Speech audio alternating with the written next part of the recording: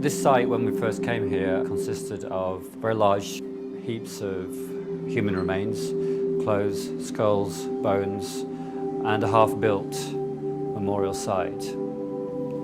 It was only 7 years after the genocide that the burial site was being formed here on the hillside in Kigali.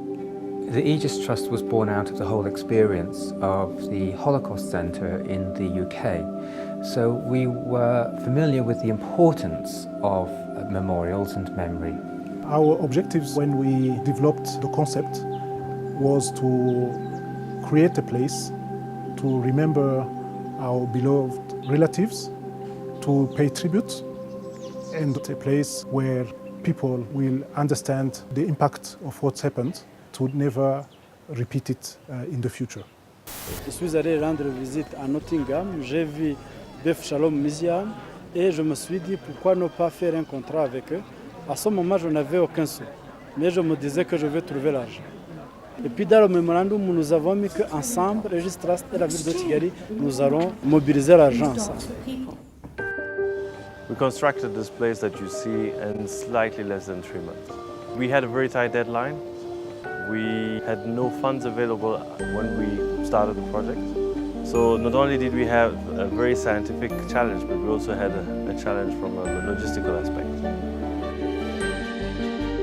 And the whole team was exhausted because we had spent a couple of sleepless nights towards the end of the event. But as soon as I got in, it was like a booster. You could actually feel it and see in people's face that you actually contributed to something. This museum is neither permanent nor static. It's a dynamic conversation between this community and that building.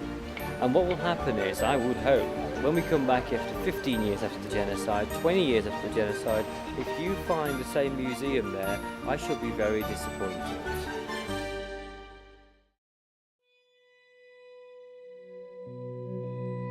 I can tell without any doubt what happened later on was beyond our expectations. Today, every visitor wants to come to visit, and I'm happy to have participated with many other people to have created a landmark in Kigali and even for Rwanda.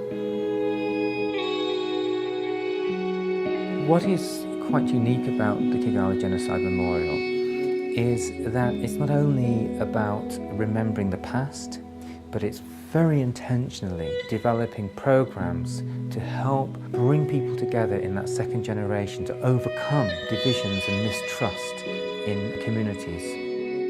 And as such, it's becoming a tool for the prevention of violence and atrocities and helping to create resilience against genocide.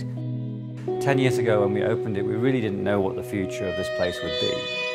And so to come back here today and to see the vibrancy of this institution here, and it's achieving those aims of commemoration and dignity and education and reaching out to the wider world and giving that very powerful message of prevention in the face of our failure in the past is a very powerful thing indeed.